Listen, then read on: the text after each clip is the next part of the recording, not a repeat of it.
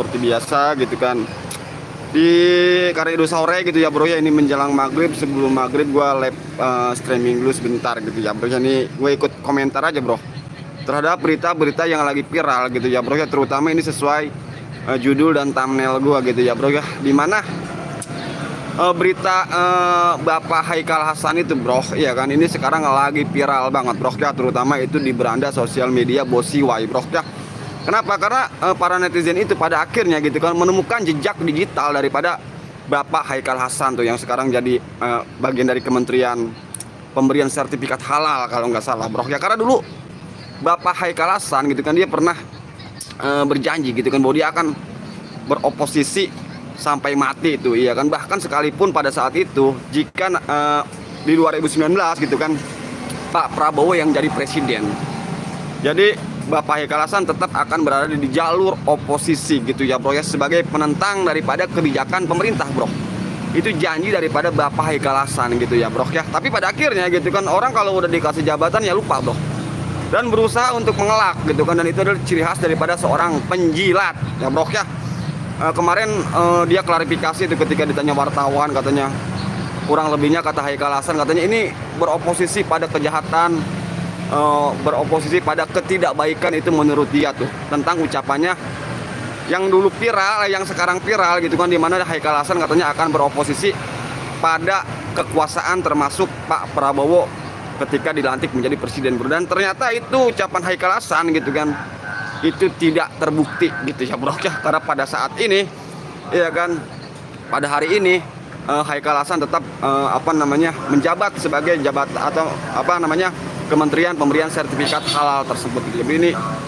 Jadi Pak Prabowo itu benar-benar hidup di sekeliling Pak Prabowo itu banyak para munafikun gitu ya bro ya. Kedua adalah ini, karena Bosiwai itu dulu 2014 itu Bosiwai udah nyoblos bro ya.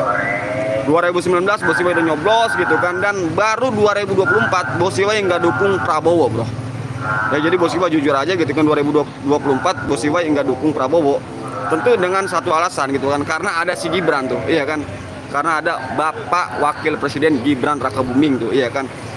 Sebenarnya bukan Gibrannya bro yang membuat Bosiwai tidak mendukung Prabowo, bukan, tapi pencalonan Gibran gitu kan, yang Bosiwai anggap itu syarat dengan kecurangan, syarat dengan sogok menyogok, ya kan, syarat dengan segala menghalalkan segala cara bro ya. Jadi proses Gibrannya yang Bosiwai tidak dukung gitu kan, itu tuh. Terus Budiman juga bro ya, yang sekarang juga diangkat oleh Pak Prabowo bagian dari kementerian untuk mengentaskan kemiskinan tuh, iya kan. Itu kan Budiman Sujatmiko tuh.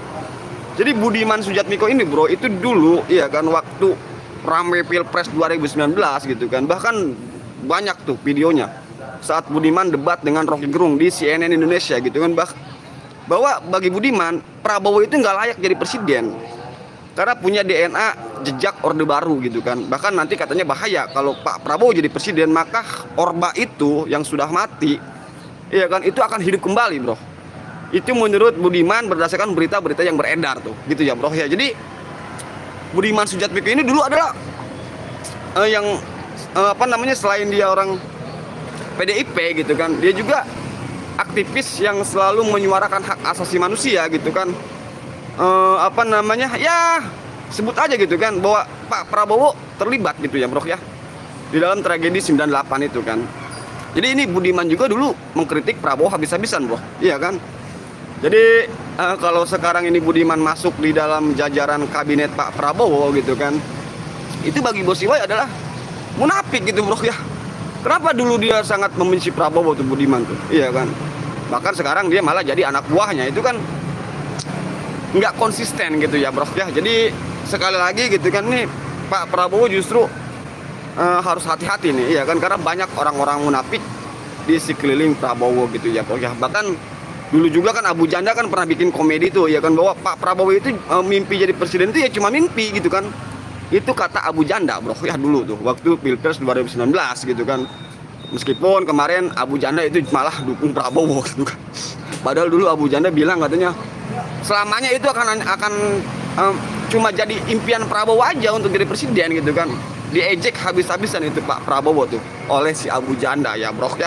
Dan sekarang si Abu Janda sama Haikal Hasan itu jadi satu kolam bro ya. Jadi dia berenang semua bro di kolam itu bro ya, kolam kemunafikan gitu kan. Dan juga apa namanya, gua nggak tahu sih jabatan yang diemban oleh Bapak Marwar Sirait ya, mantan kader partai PDI Perjuangan tuh ya. Jadi buat teman-teman yang nggak tahu silsilah ataupun jejak digital Marwar Sirait gitu kan, dengan ingatan Bosiwai ya, yang masih ingat gitu kan, Marwar Sirait itu dulu paling depan untuk menentang segala pencapresan Pak Prabowo di 2019 khususnya bro ya. Bahkan itu Marwar Sirait pernah bilang Pak Prabowo itu tidak akan pernah menang melawan Pak Jokowi gitu kan. Pak Prabowo itu ya, Pak Prabowo itu selamanya akan cuma jadi ketua partai gitu, yang dipilih oleh kader-kadernya sendiri gitu kan. Ini bener-bener apa namanya ya, bukan penghinaan sih, tapi pelecehan gitu kan yang diucapkan oleh Marwar Sirait dulu bro ya terhadap Pak Prabowo gitu kan. Dan sekarang Marwar Sirait malah jadi anak buah Pak Prabowo gitu kan. Padahal dulu Marwar Sirait bilang katanya Pak Prabowo nggak mungkin jadi presiden, Pak Prabowo pasti kalah sama Pak Jokowi itu, iya kan. Ini benar-benar ya kan, jadi sesuai judul aja bro ya. Jadi Pak Prabowo sekarang itu sebagai presiden itu banyak orang-orang munafik di sekeliling Pak Prabowo gitu ya bro ya. Dan ini tentu ya kan, gue sebagai mantan pendukungnya Pak Prabowo gitu kan, Pak Prabowo agar ya bisa memilah dan memilih lah gitu kan, mana orang-orang yang benar-benar mendukung dia gitu kan, mana orang-orang yang cuman nebeng, bahkan cuman mau minta jabatan gitu kan sama Pak Prabowo tuh gitu bro ya. Jadi apa namanya ya, mudah-mudahan Pak Prabowo, tapi gua optimis sih, Pak Prabowo itu kan mantan Danjen Kopassus bro ya. Tentu dia tahu gitu kan tentang siasat-siasat buruk dari seseorang yang hanya ingin memanfaatkan dia sebagai presiden tuh. Jadi itu kalau menurut Bosiwai ya bro ya. Yang kedua adalah apa namanya, ini lagi beredar banget bro, karena banyak dari netizen Indonesia pada akhirnya gitu kan, mereka itu menyandingkan para orang-orang ini nih ya kan, yang ada di thumbnail Bosiwai gitu kan, termasuk Bapak Haikal Hasan itu dengan Bapak Ali Ngabalin bro. Ini apa namanya, gua nggak tahu gitu kan, Bosiwai nggak tahu kenapa Haikal Hasan harus disandingkan dengan Bapak Ali Ngabalin bro ya.